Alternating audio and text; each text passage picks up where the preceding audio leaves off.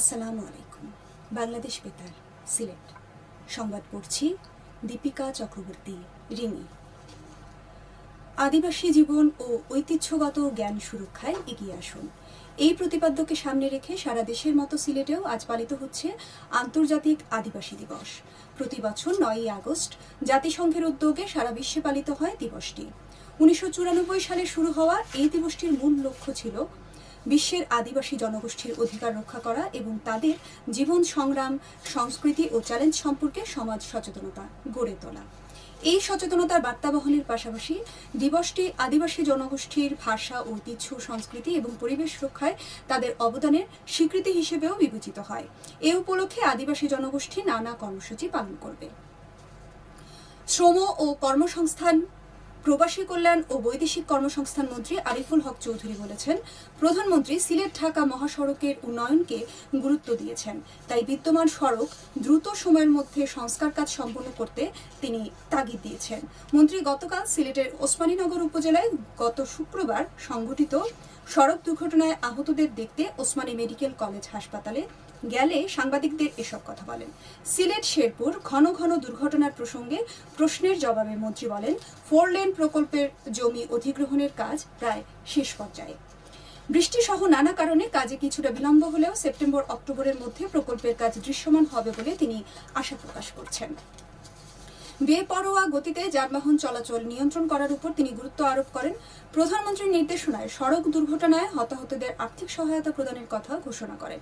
নিহতদের 5 লাখ এবং আহতদের 3 লাখ টাকা সহ যারা এখানে চিকিৎসাধীন আছেন তাদের সুস্থতার জন্য 1 লাখ টাকা করে দেওয়া হবে। মায়ের বুকের শাল দুধ, সুস্থ ও মেধাবী শিশু শীর্ষক মা সমাবেশ অনুষ্ঠিত হয়েছে মৌলভীবাজারে। বিশ্ব মাতৃদুগ্ধ দিবস ও সপ্তাহ উপলক্ষে শহরের মা ও শিশু কল্যাণ কেন্দ্রে অনুষ্ঠিত সমাবেশে প্রধান অতিথি ছিলেন সিভিল সার্জন মামুনুর রহমান। বক্তারা বলেন, জন্মের পর প্রথম শাল দুধ খাওয়ানো শুরু করে 6 মাস বয়স পর্যন্ত শিশুকে শুধু মায়ের দুধই খাওয়ানো উচিত। এরপর থেকে সম্পূরক খাবারের সাথে 2 বছর বয়স পর্যন্ত শিশুকে মায়ের দুধ খাওয়ালে শিশু যেমন সুস্থ, সবল ও মেধাবী হবে, তেমনি মায়েদের স্বাস্থ্য সুরক্ষায়ও গুরুত্বপূর্ণ ভূমিকা রাখবে।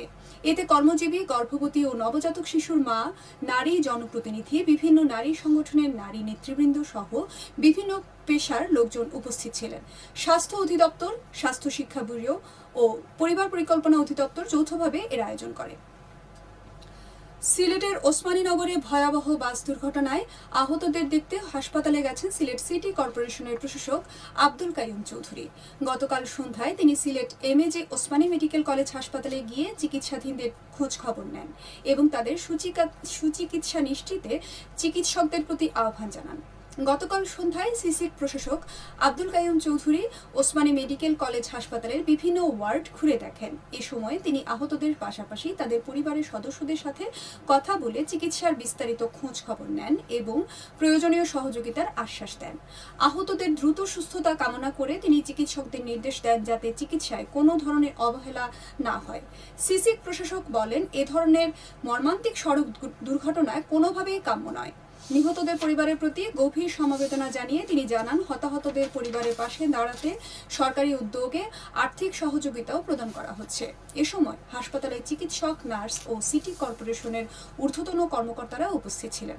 গত শুক্রবার সকালে ওসমানীনগরের কাশিকাপন এলাকায় বেঙ্গল স্লিপার কোচ ও ইউনিক পরিবহনের বাসের মধ্যে ভয়াবহ মুখোমুখি সংঘর্ষ হয়।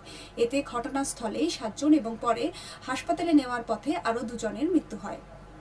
বর্তমানে এই দুর্ঘটনায় আহত 14 জন ওসমানী মেডিকেল কলেজ হাসপাতালে চিকিৎসাধীন রয়েছেন। সমাজকে আলোর পথে এগিয়ে নিতে বেশি বেশি শিক্ষা প্রতিষ্ঠান স্থাপন করা অত্যন্ত জরুরি বলে মন্তব্য করেছেন বাংলাদেশ জাতীয় সংসদের সংরক্ষিত নারী আসনের সংসদ সদস্য অধ্যাপক মাহফুজা হান্নান।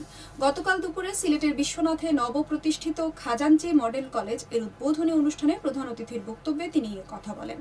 অনুষ্ঠানে প্রধান অতিথির বক্তব্যে সংসদ সদস্য অধ্যাপক মাহফুজা হান্নান বলেন, একটি কলেজ তৈরি করা অবশ্যই মহৎ উদ্যোগ। এটি প্রতিষ্ঠা করা কিছু সংখ্যক মানুষের জন্য কষ্টকর হলেও আমরা সবাই মিলে যদি সহযোগিতার হাত বাড়ায় তবে এর বাস্তবায়ন সফলতার দিকে সহজেই নেওয়া যাবে। তিনি আরো বলেন, শিক্ষা প্রতিষ্ঠান যেন কোনো ধরনের বিভাজন না থাকে সেদিকে সবাইকে নজর রাখতে হবে।